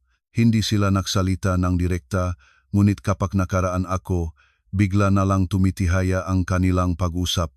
Isang batang mananahi ang hindi sinasadyang naiwan ang kanyang telepono sa mesa. Nagpapakita pa ang screen ng video mula kay Maricel. Nang makita ko iyon, lumamig ang aking puso. Ang aming reputasyon ay hindi lang sumasaklaw sa usapin ng pamilya, sumasaklaw ito sa tiwala ng mga empleyado, kliyente at lahat ng nagtatrabaho sa ilalim ng aming bubong. Kapag naniniwala sila na kami ay mga taong nagpapabaya sa magulang, lahat ng aming itinayo ay maaring mahugasan ng isang mababaw na drama. Kinuwento ko ito kay Rodel. Umupo siya sa kanyang opisina, pinanood ang video, binasa ang lahat ng masasamang komento, ngunit tahimik pa rin ang kanyang mukha. Tinanong ko, hindi ba nagagalit si Rodel? Inilagay niya ang kanyang telepono, nagbuhos ng baso ng tubig para sa akin at sinabi, galit. Ngunit habang mas gumagawa sila ang eksena, mas maraming butas ang ipinakikita nila. Kapag napukaw natin sila ngayon, tutuparin lang natin ang gusto nila. Tinitigan ko siya sa pagitan ng paganga at habag. Pinagparatangan ng sariling ina ang lalaking ito sa harap ng publiko, ngunit kaya pa ring mag-isip ng tuwid. Hindi dahil hindi siya nasaktan, kundi dahil alam niya na kapag nagmadaling tumugon, mas lalong ikukukwento nila ang kanilang bersyon. Nang gabing iyon halos hindi ako makatulog. Bandang 11:00 gabi, ang alarm ng sistema ng seguridad ng aming bagong bahay ay naktunog sa telepono ni Rodel. Agad siyang bumangon at binuksan ang kamera. Sa madilim na screen, dalawang anino ang nagpaparu-parito malapit sa side door. Isang nakasuot ng sombrero at maskara, ang isa ay mas maiksi at patuloy na lumilinga-linga. Hinawakan ko ang aking hininga. Nang lumiko ang kamera, nilaw ngang halaman ang mukhang mas maikling tao. Namangha ang aking gulugot si Dodong iyon. Kasama niya ang isang payat na lalaking estranyo na nakasuot ng itim na jacket. Nasa kamay nito ang tila isang set ng kagamitan para magbukas ng kandado ng palihim. Magkasamang nagdukdok sila malapit sa side door. Malinaw na hindi sila dumating para humingi ng tawad. Sinisikap nilang makalusot ng palihim sa aming bahay sa hating gabi. Sa kabutihang palad, pagkatapos ng insidenta ng truck, pinalitan na ni Rodel ang lahat ng kandado at naglagay ng dagdag na sensor. Ilang segundo lang ay humiyaw ng malakas ang alarm. Nag-ilaw ang mga ilawng bakuran. Nagulat ang dalawang anino at agad na tumakas papunta sa makitid na eskinita. Agad na nasabi ni Rodel ang recording ng video. Hindi siya nagsalita na Cayetano, ang gunit nakita ko ang kanyang kamay na nakakapit ng sobrang hina sa mouse. Kinabukasan, hiniling niya sa isang kaibigan na nagtatrabaho sa legal na larangan para ma-identify ang lalaki kasama ni Dodong ng hapon. Ang impormasyon ay dumating at nagpaalala sa akin. Ang lalaking iyon ay isang fixer na karaniwan ay nagayos ng mataas na interes na pautang, pagpapasangla ng sasakyan at pagpapasangla ng bahay na may di malinaw na mga papel. Ang uring taong iyon ay hindi maring lumabas ng basta-basta para tumulong lang sa pagbubukas ng pinto. Umupo si Rodel ng tahimik sa harap ng screen ng matagal bago dahan-dahang sinabi, hindi siya gustong pumasok lang sa bahay. Nagpaplano siyang gamitin ang aming bahay para makakuhang pera mula sa pag-iyak sa harap ng gate hanggang sa pag-upload ng video na mapanglight hanggang sa pagdadala ng fixer na nagpapautang sa hating gabi. Lahat ng ito ay nagtatagpo sa isang nakakakilabot na plano. Si Dodong ay hindi na lang kapatid na nahirap at nais manirahan. Sinisikap niyang gawing bait ng pagmamangka ang aming bahay para matakpan ang kanyang butas ng utang. At tama ang hula ni Rodel, kinabukasan ay 3 lalaking estranyo ang dumating sa tindahan. Hindi sila mukhang mga customer. Isa sa kanila ay direktang nagtanong sa bantay, nandito si Rodel. Ang sabi namin ay ibabenta niya mabilis ang kanyang bagong bahay, no? Tinawag akong bantay, namutla ang kanyang mukha. Sinalubong ko sila sa bakuran. Ang lalaki sa gitna ay ngumiting malisyoso. Ikaw ang asawa ni Rodel. Oh, nabalitaan namin na ibebenta ang 3 palapag na bahay ng mabilis para makabayad ng utang. Si Dodong ang nagsabi, kapag tama ang presyo, agad kaming magbabayad. Nang marinig ko iyon, umikot ang aking ulo. Si Dodong ibinenta ng mabilis ang aming bahay. Sa isang gabi, ginawa ngang sariling kapatid ni Rodel na kalakal ang aming tahanan sa isang grupo ngang loan shark. Pagdating ni Rodel sa tindahan at narinig ang nangyari, agad na lumamig ang kanyang mukha. Hindi siya nakipagdatalo. Inilabas lang niya ang kanyang telepono, ipinakita ang recording ng kamera noong nakaraang gabi sa 3 lalaki at sinabi ng malinaw, pakinggan ninyo ng mabuti. Ang bahay na iyon ay nasa pangalan ko at ng aking asawa. Hindi ito ibinebenta, hindi sinasangla, at hindi ko kailanman binigyan si Dodong o kahit sino ngang kapangyarihang kumatawan sa akin. Kapag may dumating pa na nagtatanong tungkol sa aking bahay dahil sa kanyang utos, isusuko ko ang lahat ng ebidensyang ito sa pulis. Nakatitigan ang 3 lalaki, agad na nagbago ang kanilang ugali. Isa sa kanila ay nang alam at umalis. Nang bumalik ang katahimikan, nakatayo pa rin si Rodel na parang estatwa. Lumapit ako sa kanya, hindi ko alam kung ano ang sasabihin. Tumingin siya patungo sa gate, mabigat ang boses at nakakatakot. Hindi na siya gustong manirahan lang, Sari. Gustong-gusto niyang nakawin ang aming bahay. Nang marinig ko ang pangungusap na iyon, lumamig ang aking gulugod. Ang bagyo na akala ko ay paninirang puri lang pala ay simula pa lang. At ngayon, kung hindi tayo kumilos ng may katibayan, ang mawawala ay hindi lang ang bahay kundi ang tindahan, ang dignidad at ang buong buhay na aming itinayo sa pawis. Kaagad pagkatapos umalis nung 3 lalaking estranyo, hindi nagpaliban si Rodel na kahit isang segundo. Tinawagan niya ang isang lumang kaibigan na nagtatrabaho sa opisina ng notaryo para suriin ang legal na katayuan ng aming bagong bahay. Samantala, agad akong umuwi para suriin ang lahat ng dokumento. Ligtas pa rin ang orihinal na titulo sa loob ng safe. Nandun din ang kasunduan sa bangko sa tamang lugar. Ngunit nang suriin ko ang lalagyan ng mesa sa opisina, natigilan ako. Nawala ang tumpak ng mga notarized na photocopy ng titulo na dapat ay nandun pa. Inihanda ko ang mapapil na iyon pa sa administrasyon na proseso na kuryente at subi. Imposibleng malaman ng sinumang outsider kung saan ito nakalagay maliban sa isang taong nakapasok na sa aming opisina. At ang tanging may pagkakataon para doon ay ang pamilya ng asawa nang dumating sila para lumipat. Tinawagan ko si Rodel. Nanginginig ang aking boses. Rodel, navala ang notarized na photocopy ng titulo. Sa kabilang dulong telepono, sandaling natahimik siya bago sinabi, ilok ang lahat ng pinto, huwag hawakan ang kahit ano, papauwi na ako. Nang hapon na iyon, sinabi ngang kanyang kaibigan na wala pang anumang transaksyon sa pagbili o pagbabenta o wastong power of attorney na may kaugnayan sa aming bahay, legal pa rin ang aming ari-arian. Ngunit hindi na panatag si Rodel. Kung photocopy lang, hindi maring gamitin para sa paglipat ng titulo. Ngunit para sa mga loan shark, basta may larawan ng bahay at photocopy ng titulo, handa na silang magbigay ng pera. Ang panganib ay hindi ang direktang pagkawalaang bahay kundi ang pagdadala niyang problema sa ating pintuan. Bago pa man lumipas ang 2 araw, dumating na ang problema mismo. Nang umaga na iyon, habang nagsisimula pa lang magtrabaho ang mga empleyado, narinig ang kaguluhan sa gate. 5 lalaking may maitim na mukha ang nakatayo sa labas, hawak ang isang brown na sobre. Ang pinuno nila ay marahas na nagtanong, ikaw ba si Sari, asawa ni Rodel? Tumango ako.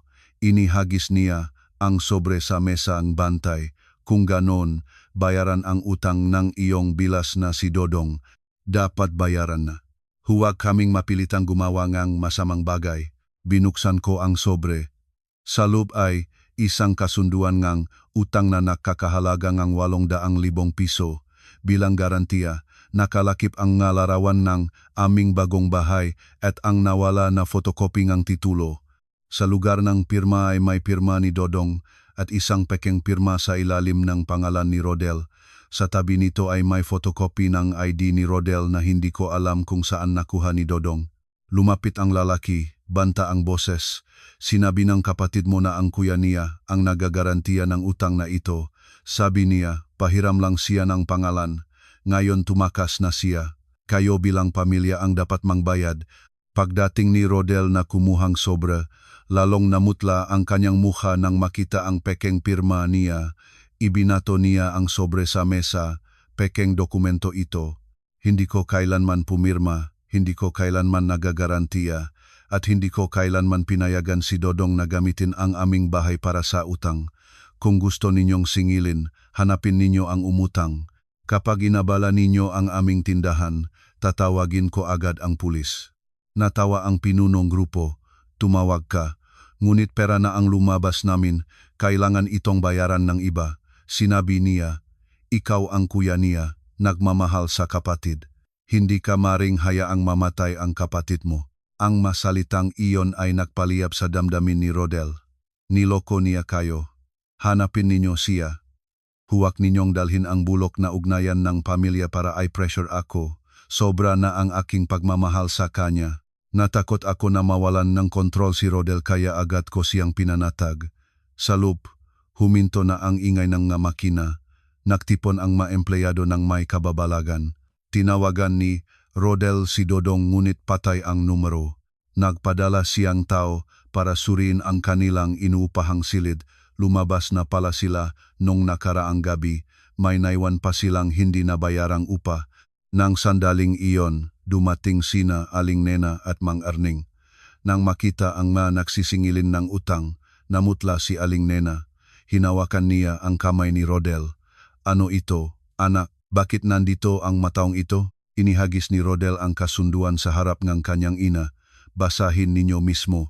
Ang pinakaminamahal na anak ninyo ay gumamit ng dokumentong bahay ni Rodel para umutang ng 800,000.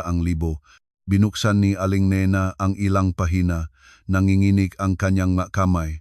Nang makita ang photocopy ng titulo, natigilan siya. Umiwas ang kanyang mata. Agad ko siyang tinanong, alam na bang nanay ang tungkol dito? Hindi ba? Umurong si Aling Nena, mahina ang boses. Nanay ay hindi alam na siya magpapautang. Ilang araw na nakalipas, humingi si Dodong ng photocopy ng titulo ng bahay.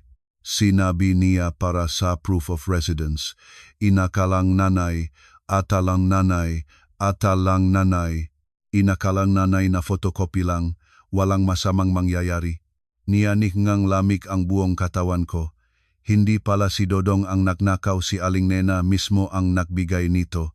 Nang marinig iyon, si Mang Erning na nakatayo sa tabi niya ay namula ang mukha. Nang walang babala, tinampal niya si Aling Nena ng malakas sa gitna ng bakuran ng tindahan. Natigilan ang lahat. Hawa ni Aling Nena ang kanyang pisngi ng gulat. Humihingal si Mang Erning, basak ang boses sa galit. Sobra mo siyang pinakpalayaw. Kahit anuman ang hinihingi niya, ibinibigay mo. Lahat ng pagkakamali niya ay tinatakpan mo. Ngayon isinangla niya ang bahay ng kanyang kuya. Nasisiyahan ka ba? Tumikim si Aling Nena ng mahina. Nang mismong sandaling iyon, isang patrol car ng pulis ang huminto sa labas. Bumaba ang dalawang opisyal at humingi nga pakikipakita sa amin para mag-verify nga impormasyon tungkol kay Dodong. Sinabi nilang hinahanap si Dodong dahil sangkot siya sa isang sindikatong pandaraya sa online lending gamit ang mga pekeng dokumento. Hindi lang ang aming bahay, may ilang iba pang ari-arian na biktima rin. Nang marinig ito, nagsimulang bumubulong ang nga empleyado sa likod. Isang batang mananahi ay umiyak habang nagtatanong, "Ate Sari, isasara ba ang tindahan? Paano ang aming sweldo ngayong buwan?" Ang tanong na iyon ay tumara sa aking puso. Ang problemang pamilya ay nagsimula ng banta sa kabuhayan ng maraming tao. Lumingon si Rodel sa kanyang ina, pagkatapos sa kanyang ama. Punong sugat ang kanyang mata. Sa unang pagkakataon, nakita ko siyang tunay na nawalan kontrol. Tinampal niya ang mesa ng malakas. Paos ang kanyang boses ngunit narinig sa buong bakuran.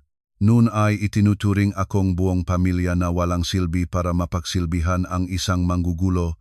Ngayon, nasisiyahan na ba kayo? Nagkontrabando siya nga ilegal, nakalakal, nanloko, nagpeke ng pirma, nagdala nga nagsisingilin ng utang sa aming tindahan. Hanggang kailan ninyo siya itatangkilik? Walang sumagot. Kahit si Aling Nena na laging nagtatanggol kay Dodong ay umupo lang sa sahig na may walang laman na titik. Nakatayo ako sa tabi ng aking asawa. Mabigat na tulad ng bato ang aking puso. Maraming taon ang pinagtiisaan ni Rodel para pangalagaan ang pamilya. Ano ang kanyang natanggap bilang gantimpala? Isang pekeng kasunduan ng utang, isang grupo nga nagsisingilin ng utang sa gate, at ang panganib na masira ang negosyong aming itinayo ng may labis na pagsisikap. Noon ko nalaman na ito ay hindi na simpleng alitan ng pamilya lamang. Naging isyu na ito sa batas, sa dignidad, at sa huling hangganan kung saan kung magiging malambot pa tayo mismo ang masisira. 2 araw pagkatapos ang insidente na iyon, natanggap ko ang tawag mula kay Rodel. Paos ang kanyang boses. "Sari, naaresto na sina Dodong at Marichel." Natahimik ako, nalaglag ang ballpen sa aking kamay. Kahit na hinihintay ko na ito, ang marinig ito mismo mula sa aking asawa ay mabigat pa rin. Natuklasan sila sa isang maliit na pensyon malapit sa hangganan. Kakaunting cash at ilang damit lang ang kanilang bitbit. Mabilis na kumalat ang balita sa buong pamilya ng asawa. Patuloy na nagriring ang telepono ni Rodel. Maraming tumatawag para malaman ang nangyari, para manisi o para lang makipagsismisan.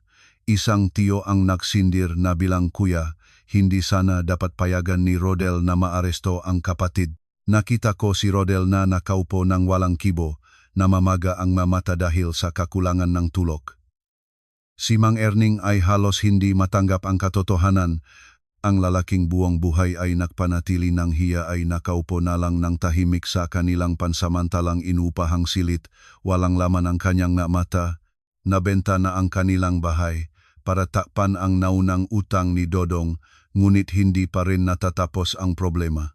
Iba pang grupo nga nagsisingilin ng utang ay nagsimulang lumapit sa kanilang inuupahang lugar, nagbabanta, nagtatapik ng masulat ng pagsingil at nagtatapak pang pulang pintura sa gate. Si Aling Nena na dati ay mataranas ang bibig, ngayon kapag narinig lang ang tunog ng motorsiklo na humihinto sa labas ng eskinita, takot na takot na. Nang gabing iyon, tumawag si Aling Nena kay Rodel. Sa unang pagkakataon, narinig ko ang kanyang boses na nanginginig. Hindi na ito ang tonong na utos, ito na ang iyak ng isang inang wala ng pag-asa. Rodel, tulungan mo ang kapatid mo, anak. Kahit nakamali siya, dugo mo pa rin siya. Kapag napunta siya sa kulungan, masisira ang kanyang kinabukasan. Matagal na hawak ni Rodel ang telepono nang walang sagot. Naririnig ko ang kanyang mabigat na pahinga. Sa huli, sinabi niya sa malamig na boses. Nung humingi si Rodel ng 100,000, sinabi ng nanay na kung mabigo si Rodel, hayaan na sa lansangan. Noon, dugo rin ako ng nanay, hindi ba? Sa kabilang dulo ng telepono, natahimik si Aling Nena. Para bang sinubukan nga salitang iyon ang kanyang lalamunan. Nagpatuloy si Rodel. Hindi susubukan ni Rodel na palayain si Dodong sa parusa. Siya ay nakamali, hayaan ang batas ang humusga. Ngunit kukuha ako ng abogado para masiguro na maayos ang proseso. Hindi siya matatawag ng mas marami sa kanyang ginawa at hindi siya makatakas sa kanyang responsibilidad. Nagmamadaling nagpasalamat si Aling Nena, ngunit pinigilan siya ni Rodel. Huwag muna matua, nanay, may kondisyon. Kinabukasan, iniimbitahan ni Rodel ang kanyang magulang at ilang matatandang kamag-anak sa tindahan. Hiniling din niya sa ilang head ng departamento at matatandang empleyado na dumalo. Nagalit si Mang Erning sa simula. Bakit mo ibinabahagi sa mga dayuhan? Ang kahihiyan ng pamilya ay dapat nating ayusin ng mag-isa. Tinitigan ni Rodel ang kanyang ama, namumula ang mga mata. Ang mukhang tatay, ang inisip pa rin niya. Mas mahalaga ba ang mukhang tatay kaysa sa buhay ng iba? Nanloko siya, nakpekeng pirma, halos winasak ang tindahang ito. Dose-dose ng empleyado ang nabubuhay mula sa sweldo ng tindahan. Kapag nabangkarote ang tindahan, sino ang mananagot? Natahimik si Mang Erning. Nang naktipon na ang lahat, hindi maraming sinabi si Rodel.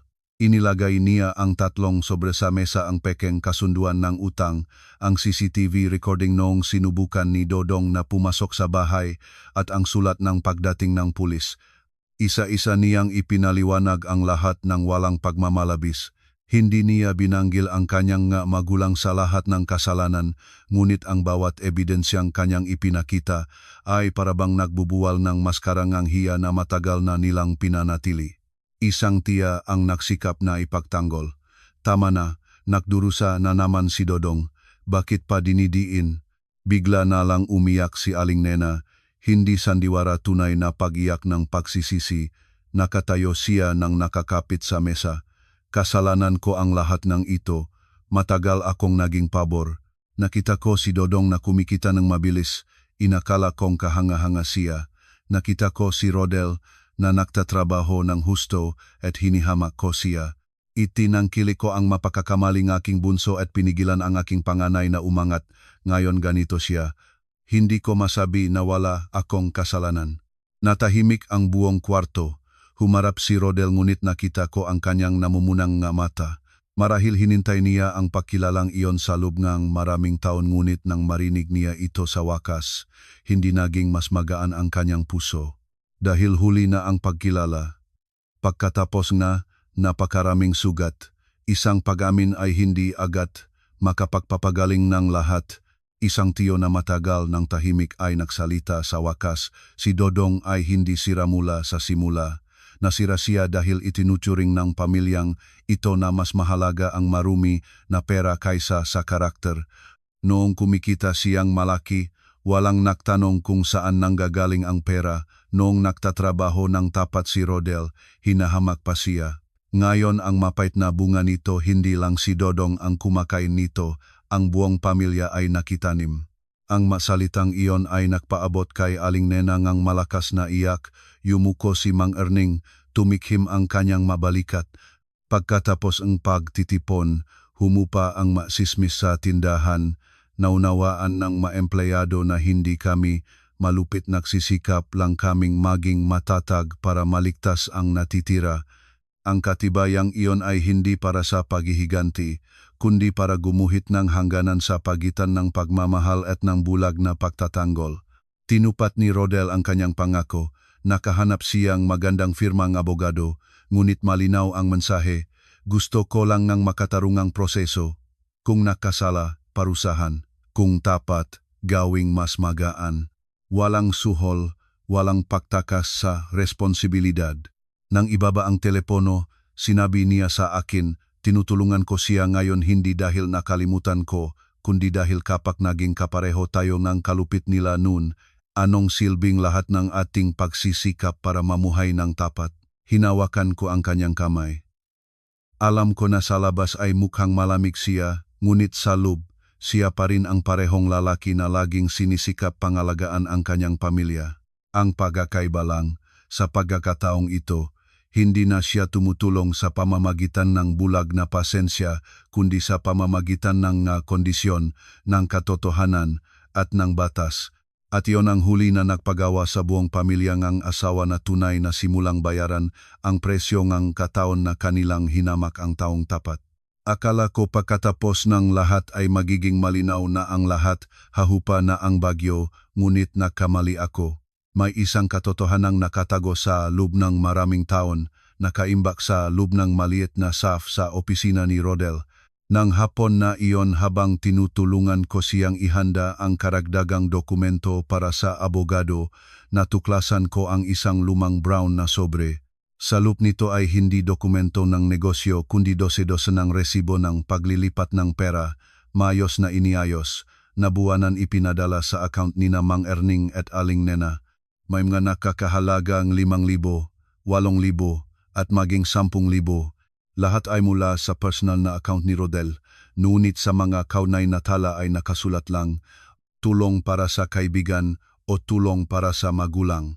Para bang niyakap ang aking puso, ang maresibo ng paglilipat ay nagsimula ng maging stable ang aming tindahan. Nang pinagtatawanan pa rin siyang pamilyang asawa, nang ipinagmamalaki pa rin nila si Dodong ang anak na kanilang hinihamak pala ang tahimik na nagpapalakas sa kanila. Hindi niya sinabihan kahit sinopati na ako para ang kanyang magulang ay hindi mapahiya sa pagtanggap ng pera mula sa anak na tinuruan nilang walang silbi.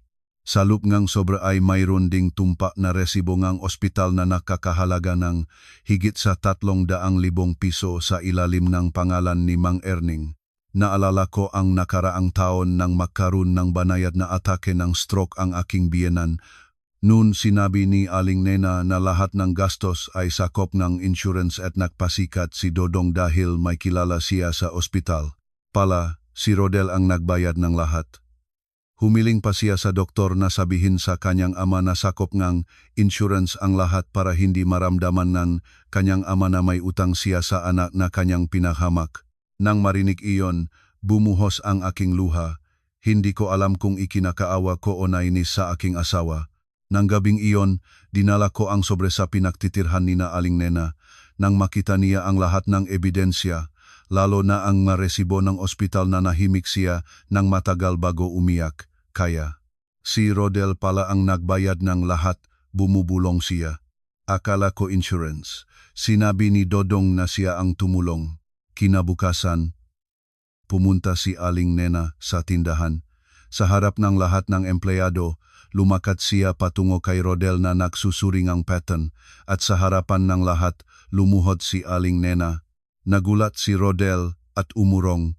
Umiyak ng malakas si Aling Nena. Nakamali ang nanay, Rodel. Ipinanganak kita ngunit hindi kita kailanman naunawaan. Hinihamak kita, sabi ko, mabagal ka at walang utak sa negosyo. Inakala ko si Dodong ang kahanga-hanga. Pala ikaw ang nakpanatili ng pamilyang ito na hindi gumuho. Natahimik ang buong tindahan. Humarap si Rodel. Nakita ko ang kanyang namumunang nga mata. Hindi niya agad itinayo ang kanyang ina. Hindi dahil siya ay malupit kundi dahil ang sugat sa kanyang puso ay sobrang lalim. Maraming taon siyang hinahamak, tahimik na nagpadalang pera, tahimik na nagbayad ng bayad sa ospital, nagpanatili ng pamilyang walang utang na loob sa kanya. Isang pagamin ay hindi agad makapagpapagaling ng lahat. Nakatayo ako sa tabi niya, tinitingnan ang lalaking dati ay tinatawag na mahina ang utak, na dati ay pinaktawanan na mananahilang siya, na ngayon ay nakatayo sa gitna ngang tindahang itinayo niya nga sariling makamay. Wala na ngayong tumatingin sa kanya bilang isang duha na manggagawa. Lahat ay nakikita siya bilang isang lalaking naktiyaga ng matagal, nagdala ng mabigat na pasanin, at sa huli ay napilitang ipakita sa buong pamilya ang tunay na halaga niya. Akala ko pagkatapos lumuhod si Aling Nena, tunay na hahupa na ang bagyo. Ngunit tama si Rodel, ang mataong napipisil minsan ay hindi lang nagsisisi, kundi maaari ring sumuligaw pabalik para iligtas ang kanilang sarili. Ilang araw ang lumipas, pumunta si Marichel sa tindahan. Pagod ang kanyang hitsura. Malayo na ito sa dating mapalat na imahe niya. Dumating siya na may dalang bag na punong bagong ebidensya. Hindi siya humingi ng kapatawaran. Sinabi lang niya, "Ate Sari, kung gusto nga ate na maligtas si Kuya Rodel mula sa pagkakasangkot, kailangang pakinggan ninyo ako." Lumabas na si Dodong ay hindi lang gumamit ng dokumento ng aming bahay para umutang.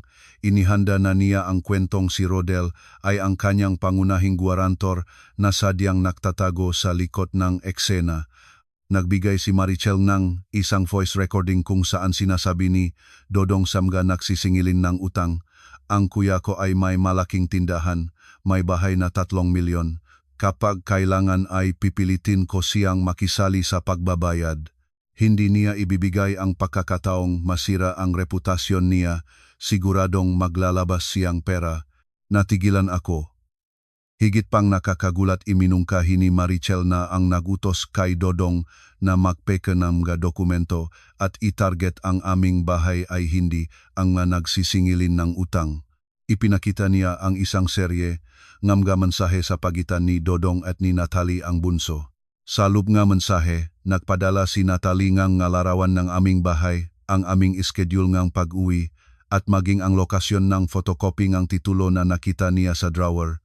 Sa katapusan ng mensahe, isinulat ni Natalie, "Kapag naging matagumpay, huwag kalimutang ang parte ko ay 10%, hindi ako nagtatrabaho ng libre."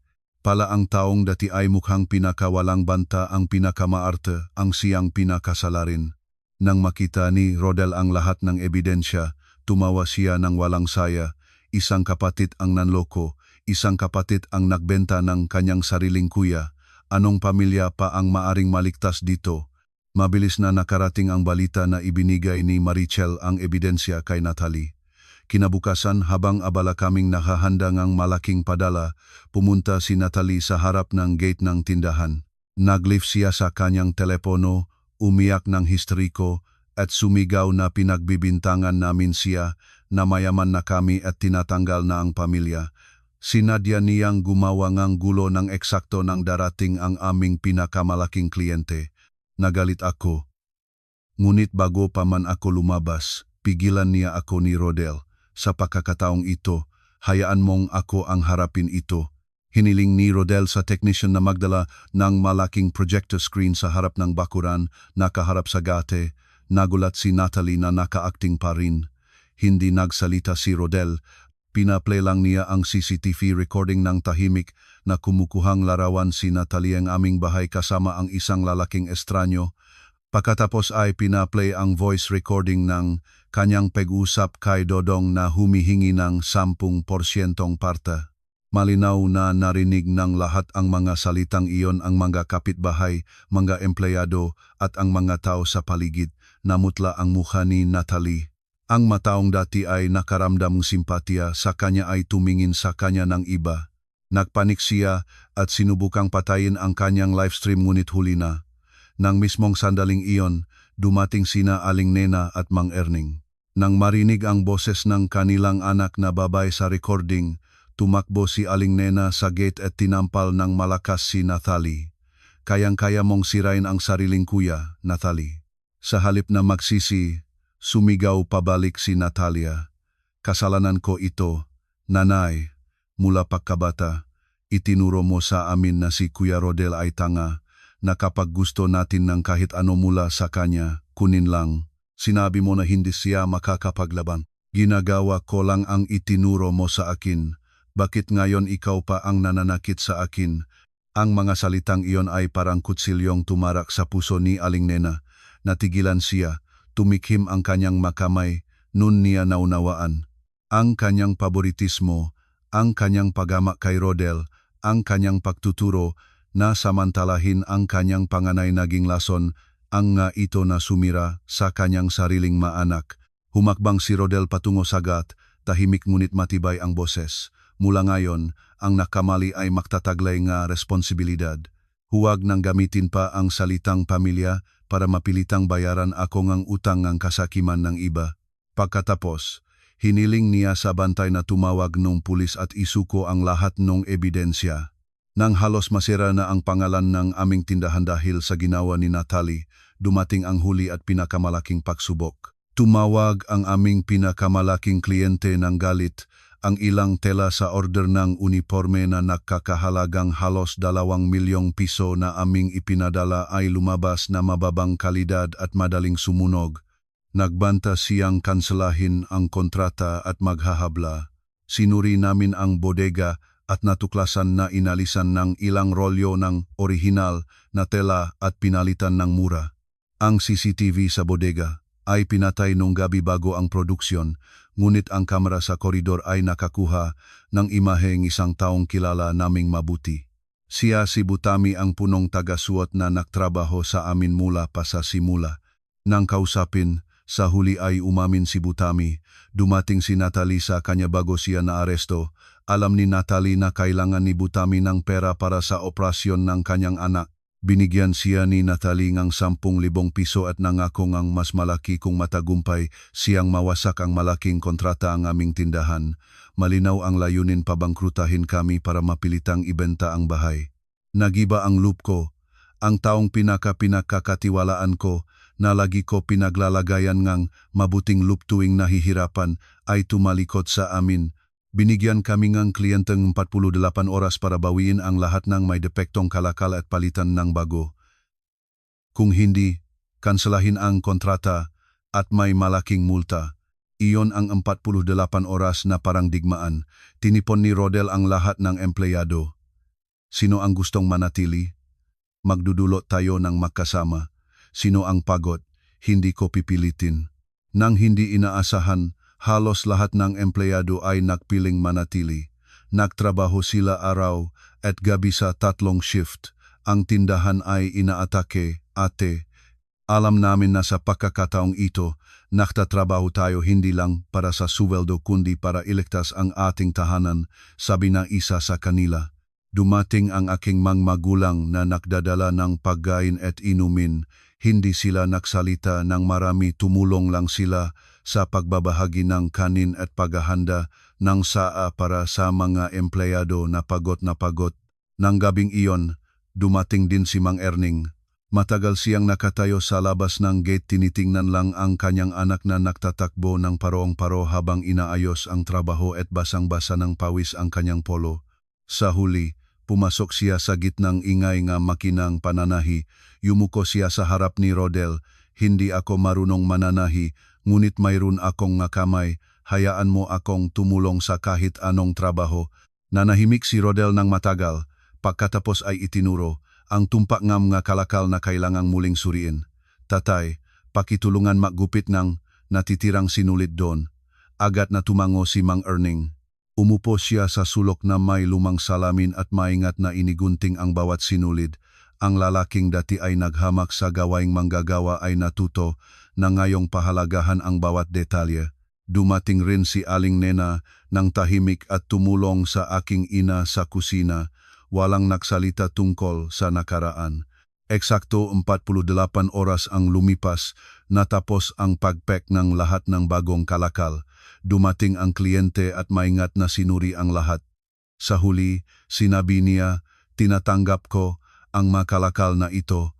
Magpapatuloy ang aming pakikipagtulungan hindi dahil walang pagkakamali ang nangyari, kundi dahil nangahas kayong maging responsible hanggang sa katapusan. Nang lumayo na ang van ng delivery, lumapit si Mang Erning kay Rodel. Sa harap ng lahat, yumuko siya ng malalim. Nagkamali ang tatay nun. Sinabi ngang tatay na wala kang utak sa negosyo. Pala, Ang tatay ang hindi nakakita kung alin ang brilyante at alin ang bato. Matagal na tinitigan ni Rodel ang kanyang ama. Walang yakap, walang salitang tawad na nagsalita. Ngunit alam ko na ang mabigat na pasanin sa puso ng aking asawa ay bahagyang naangat. Ang tindahan namin pagkatapos, matamaan ng bayo mula sa lahat ng direksyon ay nanatiling nakatayo. Katulad ng paraan ng aming pamumuhay sa lahat ng mga taon na lumipas. Pagkatapos na lahat na iyon, nagpatuloy ang buhay.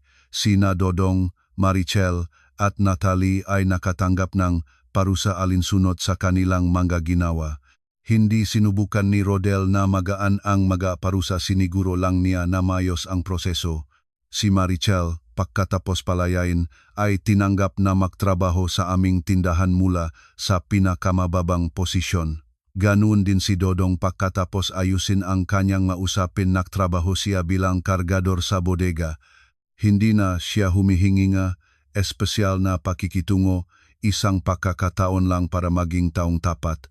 Nagrenta si Rodel ng maliit ngunit maayos na apartment para sa kanyang mamagulang. Ang aming bagong bahay ay nananatiling aming tahanan, hindi ito regalo para sa mataong dati ay humamak sa kanya.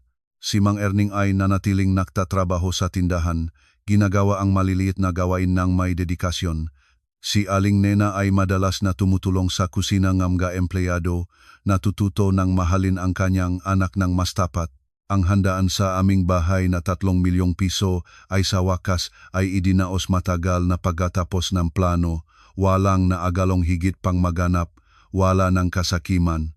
Mayroon lamang ang mahiyain na kapayapaan, mga taong nakaraan sa parehong bagyo, na nakaalam sakit at kaya ay ayaw nang makapanakit pa sa isa't isa. Nang gabing iyon, nang umuwi na ang lahat ng bisita, nakatayo ako sa balkonahe kasama si Rodel. Mula sa itaas, ang mailaw ng lungsod ay kumikislap tulad ng mapag-asa. Niyakap ako ni Rodel mula sa likod at bumubulong, "Salamat, Sari, dahil hindi ka kailanman sumuko sa akin kahit nang hinahamak na akong buong mundo." Sumandal ako sa kanya, naramdaman ang init na matagal ko nang hinahangad. Ang bahay na ito, ang tindahang ito, ang lahat ng aming tinataglay, hindi ito itinayo lang ng tisa at semento. Itinayo ito sa pananampalataya, sa pasensya, at sa pangako ng isang asawa na hindi hayaang mapahiya ang kanyang mahal sa buhay habang buhay, at ang pangakong iyon sa wakas ay natupad na.